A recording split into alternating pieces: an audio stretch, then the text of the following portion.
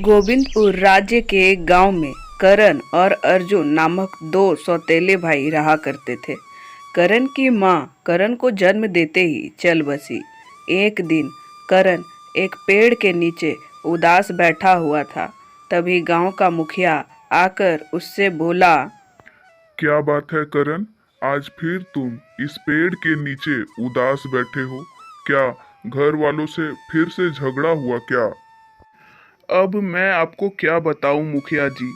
आप तो जानते ही हैं कि मुझे जन्म देते ही मेरी माँ चल बसी और माँ के गुजर जाने के बाद मेरे पिताजी ने दूसरा विवाह कर लिया।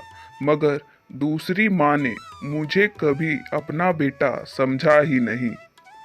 हाँ, जानता हूँ करण। तुम्हारे पिता की तुम्हारी दूसरी माँ से जो संतान है, तुम्हारे पिता पंकज भी उसे खूब चाहते हैं। मैं समझ सकता हूँ। कभी कभी तो मन करता है मुखिया जी कि मैं ये गांव छोड़कर ही चला जाऊं। अरे, ऐसी हरकत भूल कर भी मत करना। यही तो तुम्हारी सौतेली माँ और सौतेला भाई चाहता है। उन दोनों ने तुम्हारे पिता की आंखों में झूठे विश्वास की पट्टी बांध दी है। लेकिन मुखिया जी, आप तो जानते ही हैं कि पिताजी भी मुझे पसंद नहीं करते हैं। तो आप ही बताइए मैं अब क्या करूं? देखो करण बेटा, मन छोटा मत करो।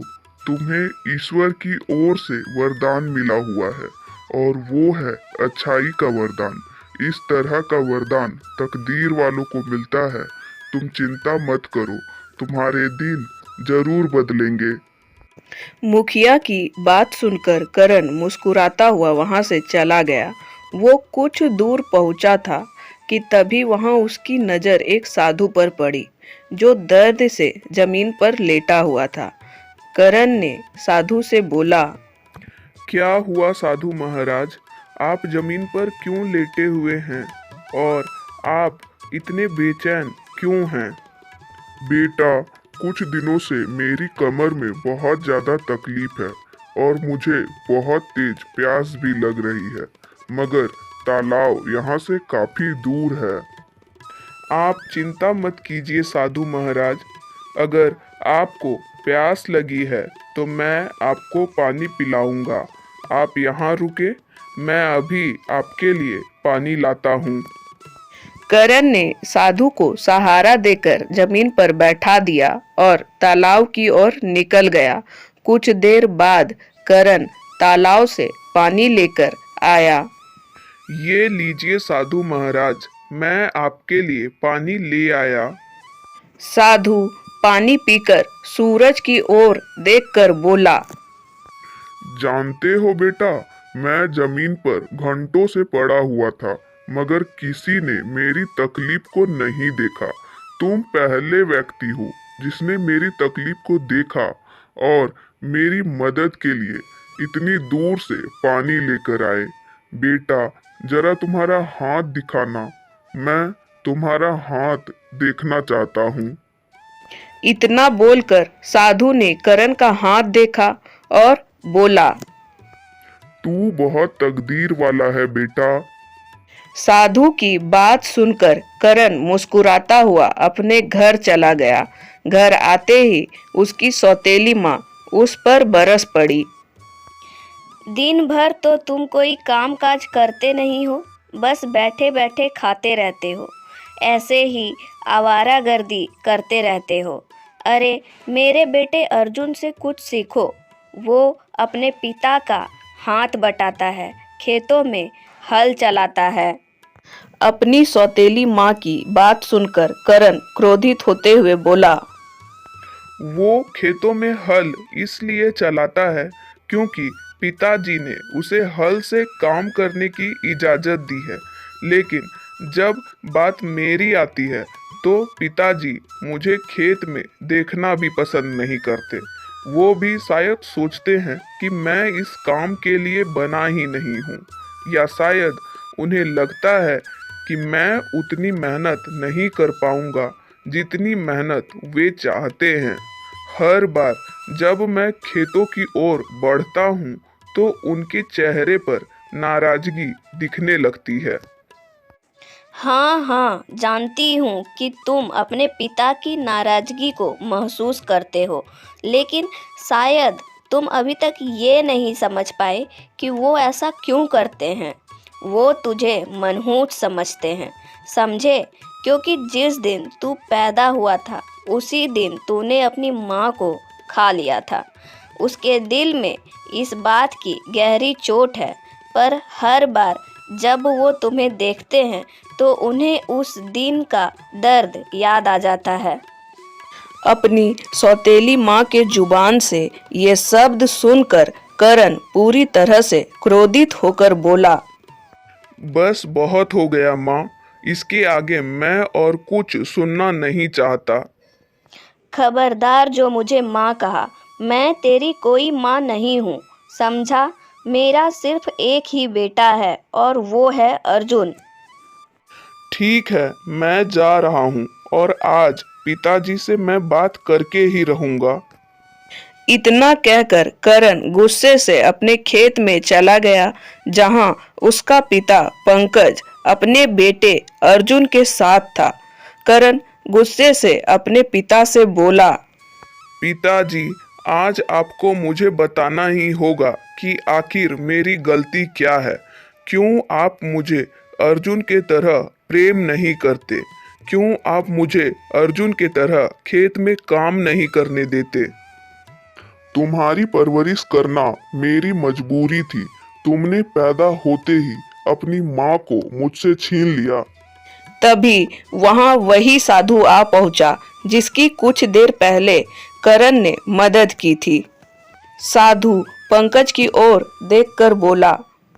ये तुम क्या कह रहे हो? तुम शायद जानते नहीं हो कि जिस पुत्र को मनहूस बोल रहे हो वो तुम्हारा पुत्र कितनी बड़ी तकदीर वाला है।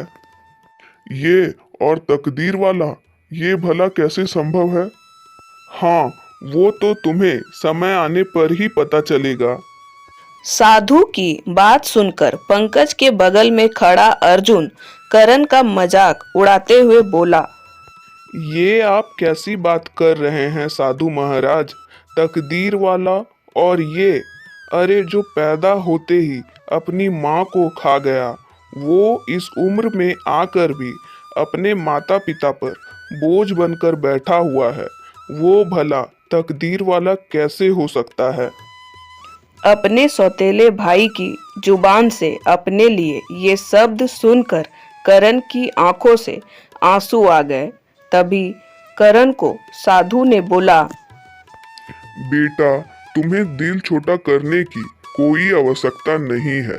बेटा, जो लोग तुम्हारा मजाक उड़ा रहे हैं वही लोग भविष्य में तुम्हारी प्रशंसा करेंगे।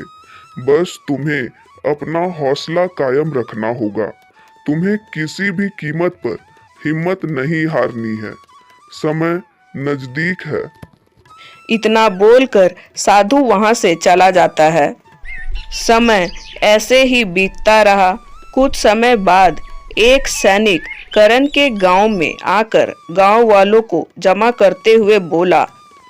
महाराज विक्रम अपनी पुत्री राधा का स्वयंवर रच रहे हैं और राजा विक्रम का ये आदेश है कि उस स्वयंवर में सिर्फ राजकुमार और राजा महाराजा ही नहीं बल्कि उनकी प्रजा के आम नागरिक भी हिस्सा ले सकेंगे। स्वयंवर की प्रतियोगिता में एक बहुत ही भारी तलवार रखी होगी।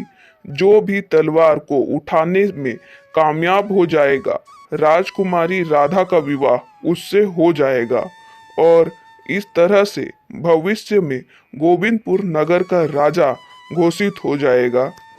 इतना बोलकर सैनिक वहां से चला गया और सारे गांव में खुशियों की लहर दौड़ उठी। फूलवती अपने पुत्र अर्जुन से बोली। तुम अपने पिता के साथ खेत में हल चलाते हो और कड़ी धूप में पसीना बहाकर अनाज उगाते हो। मुझे विश्वास है कि तुम्हारे हाथों में वो शक्ति है कि तुम वो तलवार आसानी से उठा सकते हो। मैं भी यही बात सोच रहा था माँ। मैं स्वयंवर में हिस्सा जरूर लूंगा।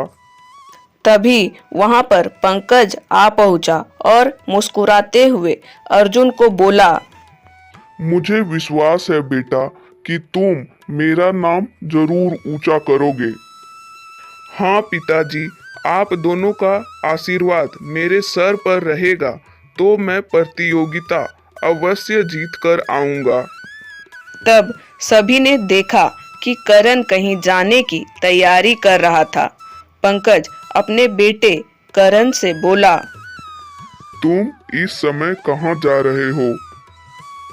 पिताजी, मैं भी स्वयंवर में हिस्सा लेने जा रहा हूँ। मुझे भी स्वयंवर में हिस्सा लेने का पूरा अधिकार है। तुम स्वयंवर में हिस्सा नहीं लोगे पर क्यों ना लूं मैं हिस्सा?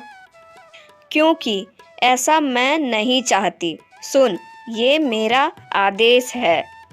अगर आप मुझे बेटा मानती होती और एक माँ की तरह आदेश देती तो भगवान की कसम मैं आपके आदेश को कभी नहीं ठुकराता। करण, तुम अपनी माँ का आदेश मानो या मत मानो, कम से कम मेरा आदेश तो मान सकते हो। मैं चाहता हूँ कि मेरा अर्जुन ही उस स्वयंवर में हिस्सा ले और वो राजकुमारी राधा का पति बने। ठीक है पिताजी, मैंने आज तक आपकी कोई भी बात नहीं टाली। अगर आपकी यही मनसा है तो मैं स्वयंवर में हिस्सा नहीं लूंगा। इतना बोलकर करण उदास होकर अपने घर से बाहर निकल गया। अर्जुन तैयार होकर सीधे राजमहल पहुंचा। राजमहल के अंदर गोविंदपुर राज्य के कुछ युवक खड़े थे और राजा विक्रम अपने सिंहासन पर बैठे हुए थे। राजा विक्रम उन सभी वीर युवकों की ओर देखकर बोले, वाह, मुझे विश्वास नहीं होता कि मेरे राज्य के अंदर इतने आम वीर नागरिक हैं जो मेरी बेटी से विवाह करना चाहते हैं।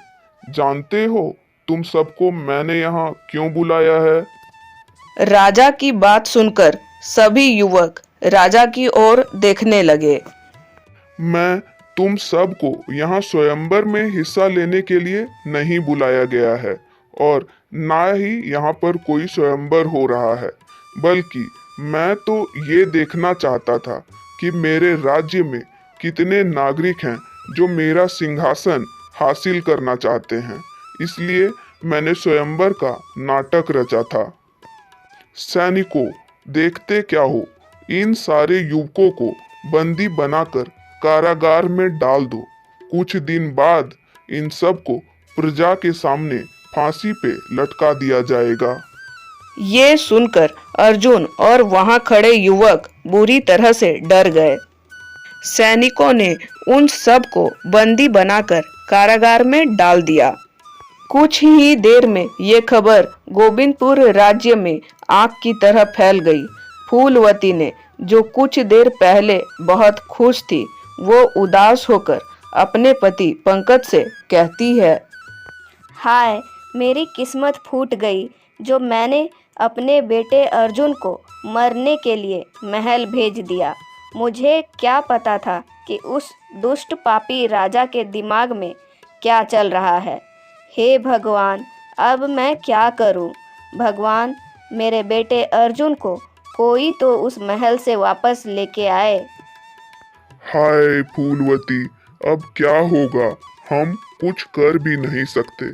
हमारी इतनी हैसियत नहीं है कि हम राजा से इस बारे में बात भी कर सके। अपने माता पिता को उदास देखकर करण अपने पिता से बोला, दिल छोटा मत कीजिए पिताजी। अन्याय के सामने झुकना सबसे बड़ा पाप होता है। महाराज को कोई अधिकार नहीं है कि वो इस तरह से प्रजा के साथ अन्याय कर सके। अर्जुन मेरा भाई है, वो सौतेला है तो क्या हुआ? मैं उसे अपने सगे भाई की तरह मानता हूँ। मैं आपसे वादा करता हूँ कि अपने भाई को उस राजा विक्रम के चंगुल से छुड़ाकर ले आऊंगा। ये सुनकर फूलवती करण की ओर देखकर फूट फूट कर रोते हुए बोली, मुझे माफ़ कर दो बेटा, मैंने तुम्हारे ऊपर कितने अत्याचार किए, तुम्हें अपमानित करने का कोई मौका नहीं छोड़ा, पर तुम्हें अभी भी हमारी इतनी चिंता है, मुझे माफ़ कर दो। दिल छोटा मत करो माँ। आपने भले ही मुझे अपना बेटा ना समझा हो, परंतु मैंने आपको हमेशा से ही अपनी माँ की तरह समझा है। मैं अभी इसी वक्त राजा विक्रम के महल में जाकर बात करूँगा। करण उसी वक्त महल में चला गया और राजा विक्रम की ओर देखकर बोला, महाराज, ये सरासर अन्याय है।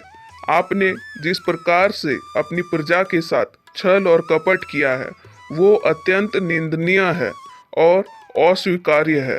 राजा के रूप में आपके कंधों पर प्रजा की भलाई और न्याय सुनिश्चित करने की जिम्मेदारी है, लेकिन आपने उस पवित्र दायित्व को तोड़ दिया है।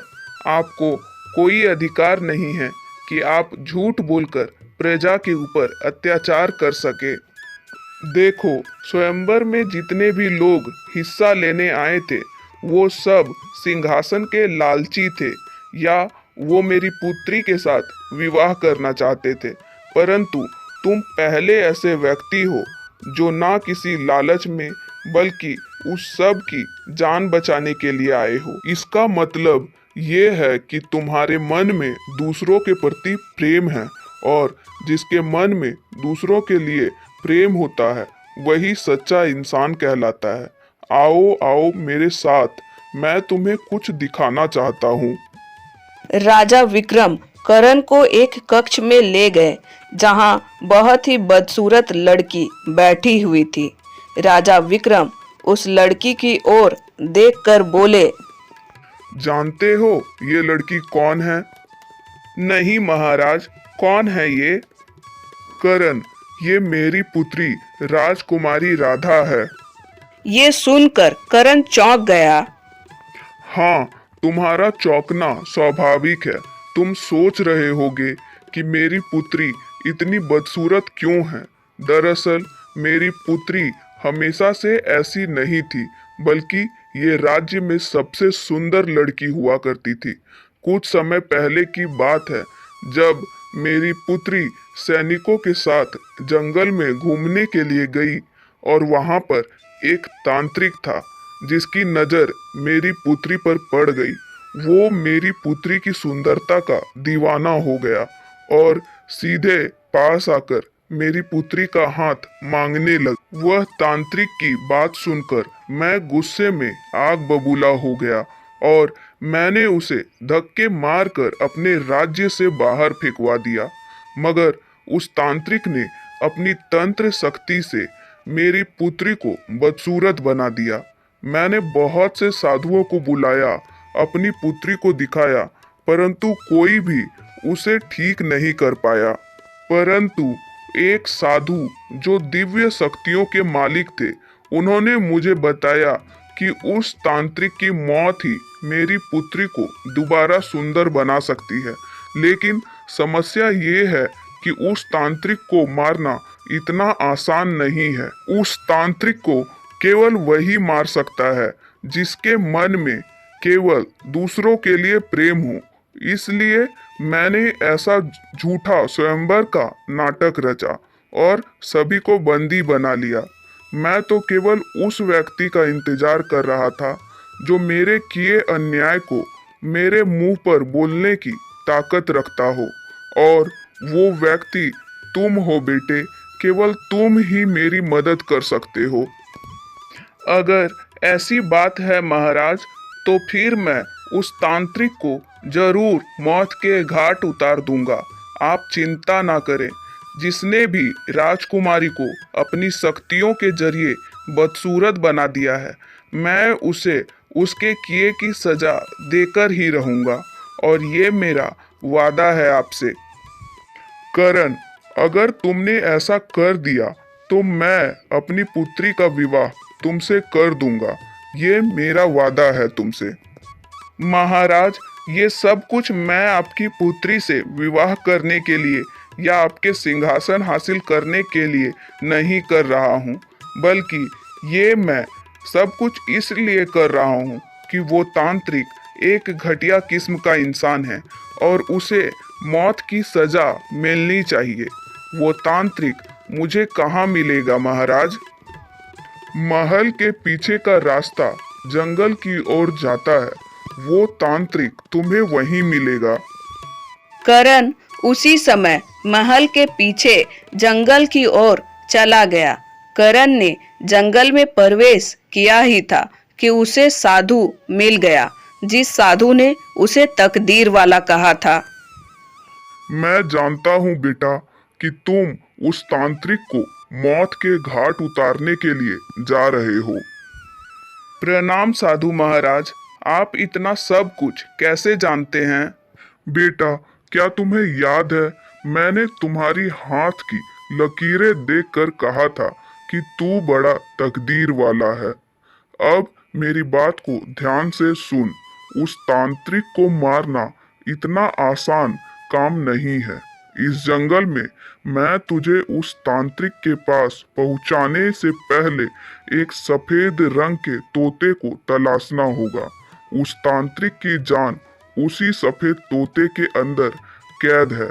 तुझे उस पत्थर के तोते को उस तांत्रिक के सामने ही तोड़ना होगा। इतना कहकर साधु वहां से चला गया और करण उस तोते की तलाश में निकल गया।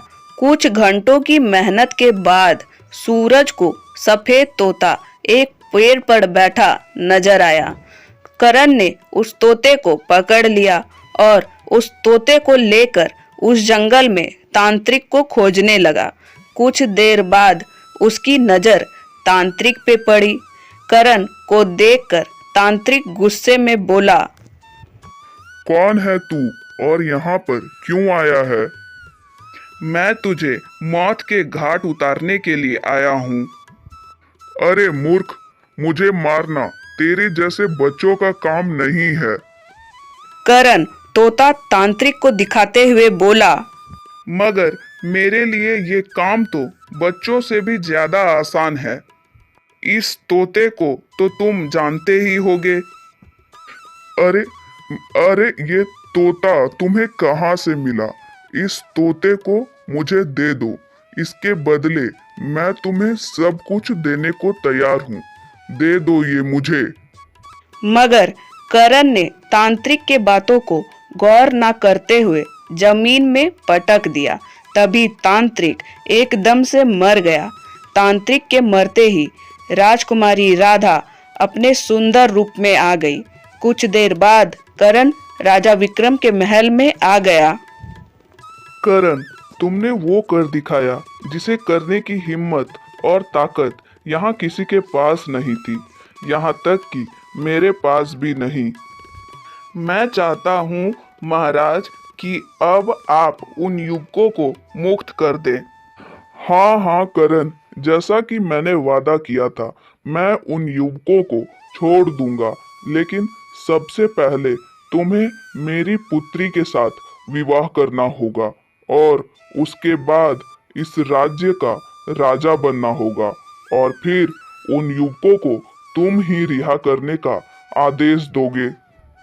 कुछ ही देर में करण का विवाह राजकुमारी राधा के साथ हो गया और राजा विक्रम ने करण को राजा घोषित कर दिया। करण उन सभी युवकों को रिहा कर दिया। साधु ने बिल्कुल सच ही कहा था। करण वाकई में तकदीर वाला था। तो दोस्तों, आपको मेरी ये कहानी कैसी लगी कमेंट बॉक्स में ज़रूर बताएं। वीडियो पसंद आई हो तो लाइक करना ना भूलें।